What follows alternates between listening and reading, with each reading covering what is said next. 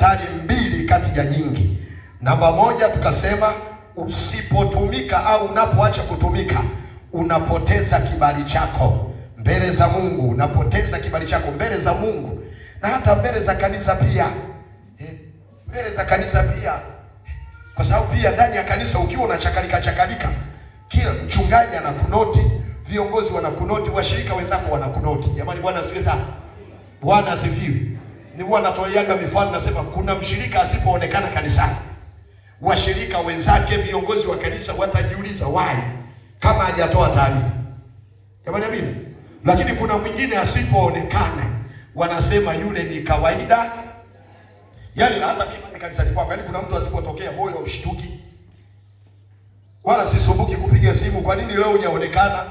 Wala mshtuka kwenda nyumbani kwake kumwangalia kwamba labda anaumwa, kwa sababu kuna wengine nimeisha wanoti, akitokea ibada moja kama ya leo, hesabu Jumapili 2 hayupo.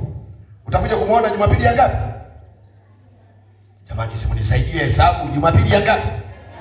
Ya 3. Mwingine akitokea moja mwezi unakatika.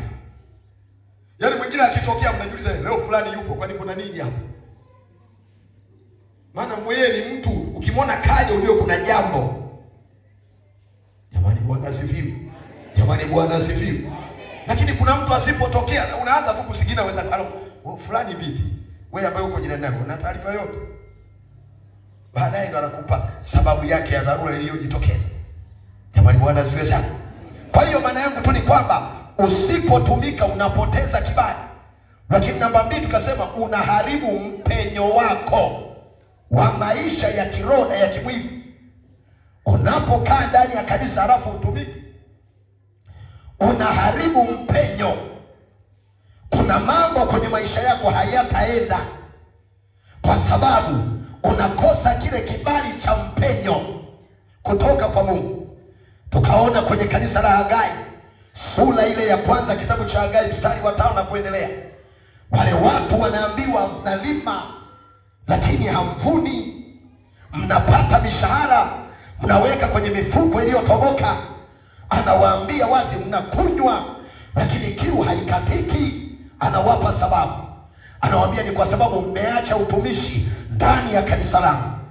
Anawaambia inukeni mpande milimani, mwende mkakate miti, muje mlejee kwenye utumishi ndani ya kanisa, muone kama sitaifurahia kazi yenu na kuwabarikieni. Jamani, Bwana asifiwe sana.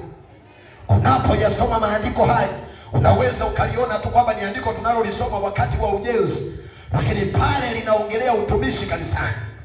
Watu wanapotumika ndani ya kanisa, mipenyo kwenye maisha yao inaachiliwa. Wanakwenda kwenye biashara, baraka za Bwana zinakwenda nao. Kwenye ndoa zao, mipenyo ndani ya familia inakwenda nao. Kwenye kazi za mikono yao, mipenyo inakwenda nao. Lakini wanapokauka kwa habari ya utumishi ndani ya nyumba ya Mungu, maana yake ni nini? Wanafurahia kanisa liwe nyonge, kanisa lijae mahitaji. Na kwa sababu wanafurahia, Mungu na yeye anajikausha kwenye mambo yao. Wanaomba lakini Mungu asikii. Mungu ananyuti, anatulia. Wanafanya mapambano mbalimbali, wanaweka mikakati juu ya maisha yao, wanaweka malengo juu ya maisha yao, lakini mambo yanakaa vile vile. Hakuna jambo ambalo linaendelea. Nisikilize nikwambie, mtu wa Bwana, kutumika ndani ya kanisa kunaleta mpenyo kwenye maisha yetu. Na tunapoacha kutumika ndani ya kanisa, tunazuia mipenyo kwenye maisha yetu. Jamani, Bwana Yesu asifiwe sana. Bwana asifiwe sana. Nikatolea mifano miwili mikubwa ambayo ningetamani irudie. Nikasema mtu anaweza akawa na kazi nzuri kabisa, ana kipato kizuri kabisa, lakini kwa sababu ya kukosa mpenyo, anaweza akajikuta mwaka unaisha hakuna cha maana alichofanya kwenye maisha yake. Jamani, Bwana asifiwe sana.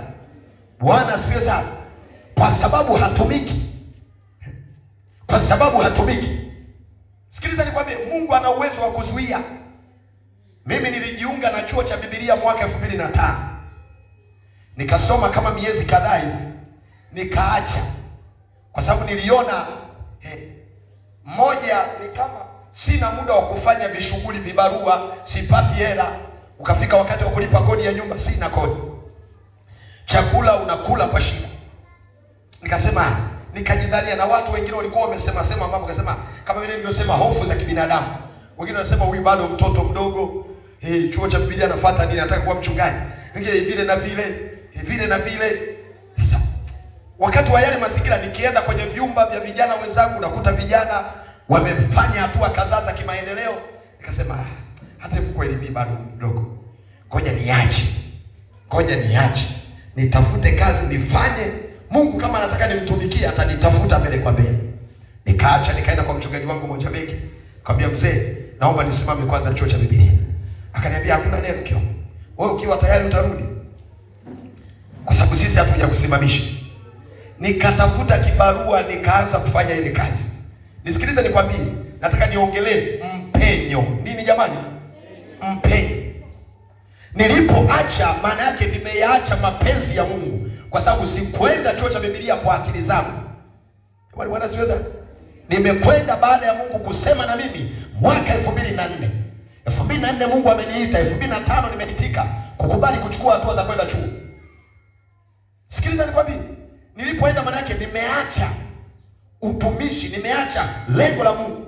Mungu anataka tumtumikie hata kama tuko ndani ya mazingira magumu. Sema amina. Hatumtumikii Mungu kwa sababu tuna mambo yako vizuri, kwa sababu mambo yanaenda.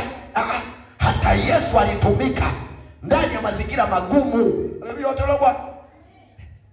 Nilipoacha, nikafanya hicho kibarua, nikafanya hiyo kazi, miezi 10 ikapita. Siku moja nikiwa nimekaa mahali mwenyewe tu, ghafla nikashangaa kama mtu anaongea kwenye akili zangu. Sema, uliacha chuo, unataka ufanye maendeleo kama vijana wenzako wa kanisani wanavyofanya maendeleo. Ukiwatembelea ukakuta mtu amenunua stuli, unapata kiwewe. Ukakuta mtu amenunua kochi, unapata kiwewe.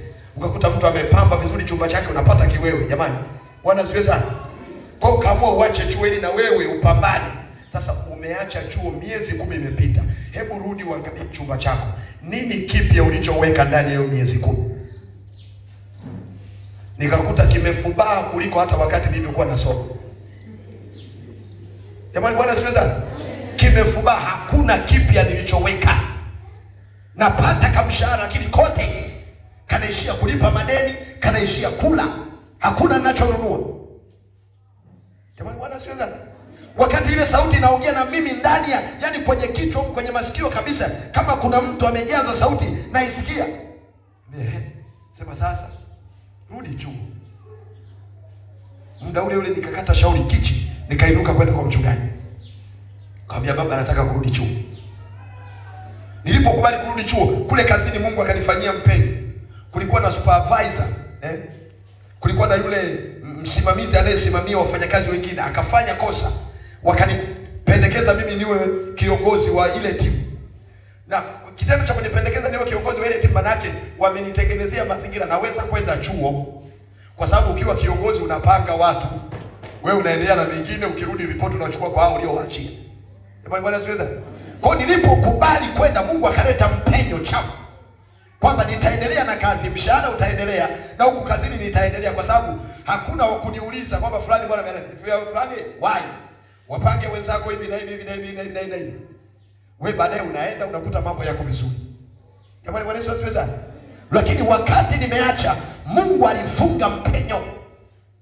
Ninaongea habari za mtu ambaye anaweza akaacha kumtumikia Mungu ndani ya kanisa, akizani ya kwamba atapata nafuu kwa ajili ya mambo yake kwenda. Jamani, haleluya. Jamani, haleluya. Nisikilize nikwambie, ili tumuone Mungu anatusaidia, lazima na yeye atuone sisi tunamsaidia. Haleluya, wateule wa Bwana. Juma ngapi nilisema maisha ni kufaidiana. Maisha ni nini? Maisha ni nini? Wewe ni wa Mungu na Mungu ni wa kwako. Nikatolea mfano kwenye kitabu cha Ufunuo. Yesu anasema, tazama nasimama mlangoni, ninabisha hodi. Mtu akifungua mlango, nitaingia kwake. Mambo mawili yatafanyika. Moja, nitakula naye na yeye atakula na mimi. Jamani, haleluya. Kuna watu wamekaa ndani ya kanisa, Wao wanadhani Mungu tu ndo anawajibika kwa ajili yao. Mungu anawajibika kuwalinda, Mungu anawajibika kuwaponya, Mungu anawajibika kuwapa kazi, Mungu anawajibika kubariki ndoa zao, Mungu anawajibika. Yani wanajiona wao ni Mungu anawajibika kwao, ila wao hawawajibiki kwa nani? Hawajibiki kwa Mungu. Ndiyo maana mambo ya Mungu yanaweza yakaonekana hayana kipaumbele kwenye mioyo yao.